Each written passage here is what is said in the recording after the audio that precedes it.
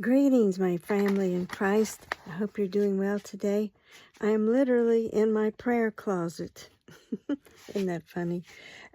We have finished up 1 Corinthians, and we are into 2 Corinthians. And let us open with a prayer. Dear Jesus, we are before you today. Open our hearts and our minds and our ears and our thoughts, that you will give us a message that we may use, and may it settle on our hearts, a truth from you, that the words of your precious good news, your good book, are so precious, most precious thing we can ever read in our life. True yesterday, true today, true forever. We wait for your return, Lord, and we know you've got us, that you're with us, and that's all that matters. We love you, Lord. Amen. Digging into 2 Corinthians chapter 1. Paul, an apostle of Christ Jesus through the will of God, let me start that over. Paul, an apostle of Christ Jesus through the will of God, and Timothy our brother, to the assembly of God which is at Corinth, with all the saints who are in the whole of Achaia. Grace to you, and peace from God our Father and the Lord Jesus Christ. Blessed be the God and Father of our Lord Jesus Christ, the Father of mercies and God of all comfort, who comforts us in all our affliction, that we may be able to comfort those who are in any affliction, through the comfort with which we ourselves are comforted by God. For as the sufferings of Christ abound to us, even so our comfort also abounds through Christ. But if we are afflicted, it is for our comfort and salvation. If we are comforted, it is for your comfort, which produces in you the patient enduring of the same sufferings which we also suffer. Our hope for you is steadfast, knowing that since you are partakers of the sufferings, so you are also of the comfort. For we don't desire to have you uninformed, brothers, concerning our affliction which happened to us in Asia, that we were weighed down exceedingly beyond our power, so much that we despaired even of life. Yes, we ourselves have had the sentence of death within ourselves, that we should not trust in ourselves, but in God who raises the dead, who delivered us out of so great a death, and does deliver, on whom we have set our hope, that he will also still deliver us. You also, helping together on our behalf, be your supplication, that for the gift given to us by means of many, thanks may be given by many persons on your behalf. For our boasting is this, the testimony of our conscience, that in holiness and sincerity of God, not in fleshly wisdom, but in the grace of God, we behaved ourselves in the world, and more abundantly toward you. For we write no other things to you than what you read or even acknowledge, and I hope you will acknowledge to the end, as also you acknowledged us in part, that we are your boasting, even as you also are ours, in the day of our Lord Jesus. In this confidence I was determined to come first to you, that you might have a second benefit, and by you to pass into Macedonia, and again from Macedonia to come to you, and to be sent forward by you on my journey to Judea. When I therefore planned this, did I show fickleness, or the things that I plan, do I plan according to the flesh, that with me there should be the yes, yes, and the no, no? But as God is faithful, our word toward you was not yes and no. For the well, it's probably supposed to be read yes and no, because he was accused of being insincere, maybe. For the Son of God, Jesus Christ, who was preached among you by us, by me, Silvanus, and Timothy, was not yes and no, but in him is yes. For however many are the promises of God, in him is the yes. Therefore also through him is the Amen, to the glory of God through us. Now he who establishes us with you in Christ and anointed us is God, who also sealed us and gave us the down payment of the Spirit in our hearts. Don't you love that? The down payment. We have been given the down payment of this Holy Spirit in our hearts. Amen. But I call God for a witness to my soul, that to spare you I didn't come to Corinth. I don't control your faith, but are fellow workers with you for your joy, for you stand firm in faith. That's what we can do, is stand firm in our faith. Not waver, not flicker, not yes, yes, no, no, yes, no, yes, no. But yes, Lord, however you send us, we will go.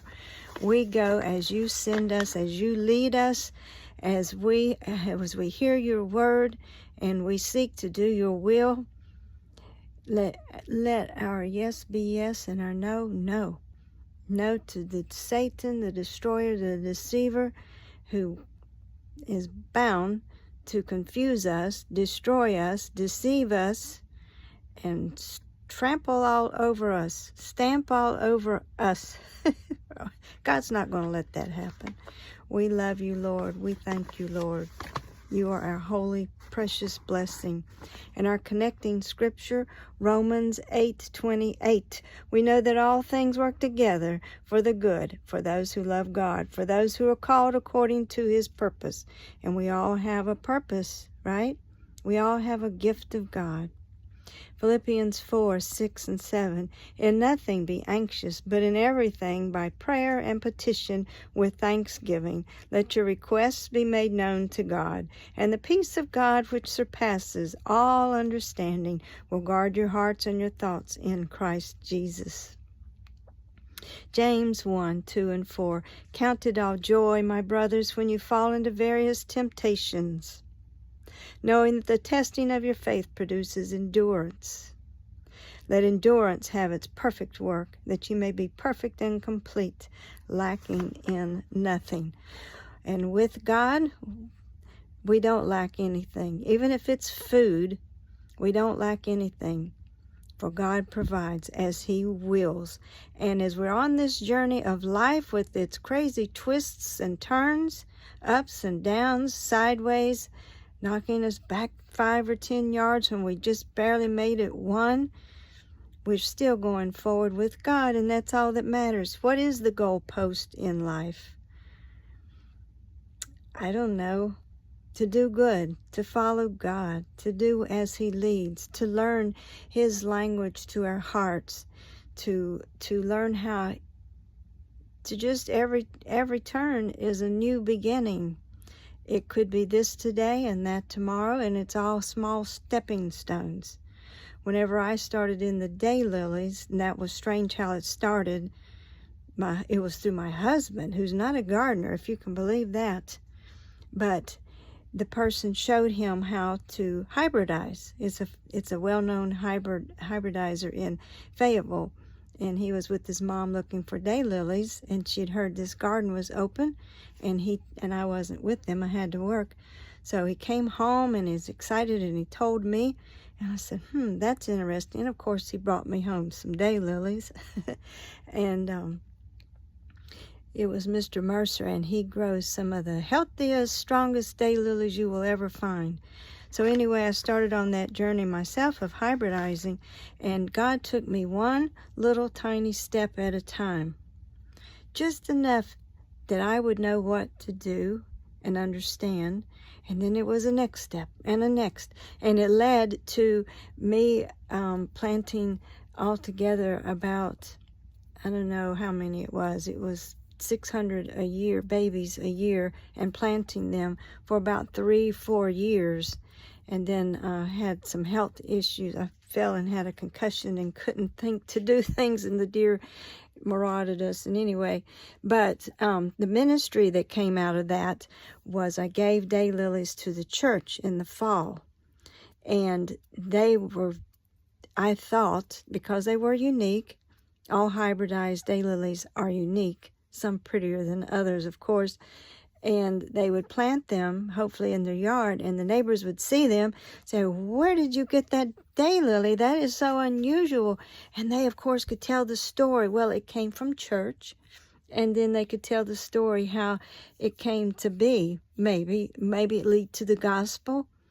And that was my thing. I did that for 3 or 4 years, and then it just, the deer and all of that stuff took me down. It may come back, but it's a long journey back that way because they're not growing. I don't know why.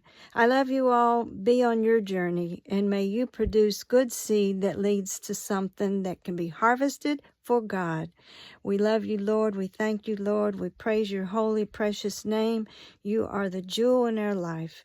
We pray we can honor and glorify you in everything we do in this life. Don't let us go down the wrong paths, Lord. Keep us on the right paths. Guide us and protect us in all we do today and tomorrow until we see you. We love you, Lord. Amen. My friends in Christ, I hope you are a blessing to someone else. And I love you, and I hope you receive many blessings. Amen.